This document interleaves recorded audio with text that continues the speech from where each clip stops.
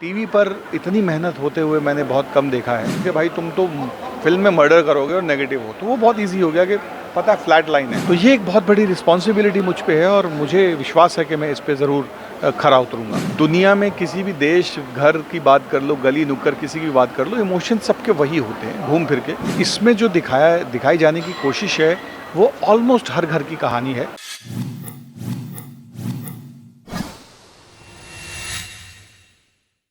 Hi sir, firstly welcome to our channel. Firstly हम congratulate करना चाहेंगे नए शो के लिए, नई किरदार के लिए। आप क्या कहना चाहेंगे, कितनी एक्साइटमेंट है? क्या आपकी कह सकते हैं, मतलब आप कितने इस कैरेक्टर से रिलेट कर सकते हैं? सबसे पहले टेली चस्का के दर्शक गणों, श्रोता गणों को मेरा नमस्कार, मेरी शुभकामनाएं।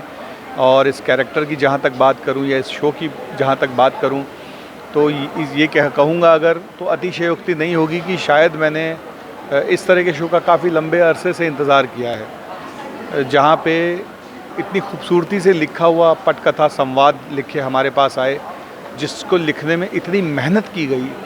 टीवी पर इतनी मेहनत होते हुए मैंने बहुत कम देखा है, तो और वो मेहनत अब कारगर होती दिख भी रही है। पूरी टीम की मेहनत, चैनल की मेहनत, सोनी सब की जो क्रिएटिव टीम है और स्वास्तिक प्रोडक्शंस जो हैं और प्रोडक्शन हाउस, सब लोग मिल के डायरेक्शन, इतनी मेहनत, वर्कशॉप्स तोड़ देते थे हमको। वर्कशॉप्स में ब्रेनस्टॉर्मिंग एक्सरसाइजेस करना है, ये करना है, वो करना है, वो उस वक्त लगता था।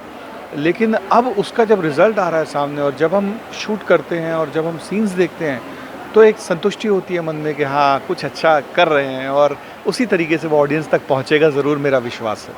तो आपके कैरेक्टर के बारे में जानना चाहेंगे, किस तरीके का किरदार रहने वाला है? नेगेटिव, पॉजिटिव, अपने वंशज के लिए क्या कहना चाहेंगे? ये रियल लाइफ कैरेक्टर बोलूँगा मैं, और रियल लाइफ में कोई भी पूरी तरीके से पॉजिटिव नहीं होता, कोई भी पूरी तरीके से नेगेटिव नहीं होता। हर इंसान के अंदर अलग अलग इमोशंस का समावेश अलग अलग मात्रा में होता है। किसी में क्रोध ज़्यादा होता है, किसी में प्रेम ज़्यादा होता है, किसी में, लेकिन होता है, बिल्कुल ना हो ऐसा नहीं होता। तो वो किस सिचुएशन में, किस डिग्री पे वो इमोशन बाहर आता है, वो करना ज़्यादा मुश्किल होता है। अगर आपको किसी ने बोल दिया कि भाई तुम तो फिल्म में मर्डर करोगे और नेगेटिव हो, तो वो बहुत ईजी हो गया कि पता है फ्लैट लाइन है। लेकिन यहाँ पे बहुत कुछ हैंडल करना है आपको, परिवार भी हैंडल करना है, मित्र भी हैंडल करने हैं, बिजनेस भी है, राइवलरीज भी हैं, परिवार के अंदर इंटरनल डिस्टर्बेंसेस हैं, वो सब हैंडल करना है और बहुत ही फ्लॉलेस तरीके से कैरेक्टर को लेके जाना है। बहुत थिन लाइन है, अगर थोड़ा भी इधर का उधर हो गया तो वो कुछ का कुछ बन जाएगा। तो ये एक बहुत बड़ी रिस्पॉन्सिबिलिटी मुझ पे है और मुझे विश्वास है कि मैं इस पे ज़रूर खरा उतरूँगा। तो जैसा कि आपने कहा, बहुत रिस्पॉन्सिबिलिटीज है इस कैरेक्टर को लेकर। तो किस तरीके से आप देखिए एक रिस्पॉन्सिबिलिटी को रियल लाइफ में अगर बात करें, रियल लाइफ से कितना रिलेट कर? देखिए, मैंने वही कहा कि इमोशंस जो होते हैं वो यूनिवर्सल होते हैं। वो दुनिया में किसी भी देश, घर की बात कर लो, गली नुक्कड़ किसी की भी बात कर लो, इमोशंस सबके वही होते हैं घूम फिर के। लेकिन इंसान पे एज एन इंडिविजुअल उसका कितना इम्पैक्ट होता है। जैसे कोई कोई है, बाप है जिसका बच्चा रो रहा है, तो वो एकदम से उसको जाके गोदी में उठा लेगा, है ना। और कोई बाप है जिसका बच्चा रो रहा है, वो जाके उसको चादर ओढ़ाएगा, सुलाने की कोशिश करेगा। तो इसका मतलब ये नहीं कि इसमें इमोशन कम है, हर आदमी का रिएक्शन अलग होता है अलग इमोशंस में। तो उस तरह से डिफ्रेंशिएशंस हैं इस कैरेक्टर की, जिस पे हम अभी भी बारीकी से बहुत काम कर रहे हैं, और हर सीन दर सीन हम उसमें बेहतर होते जा रहे हैं।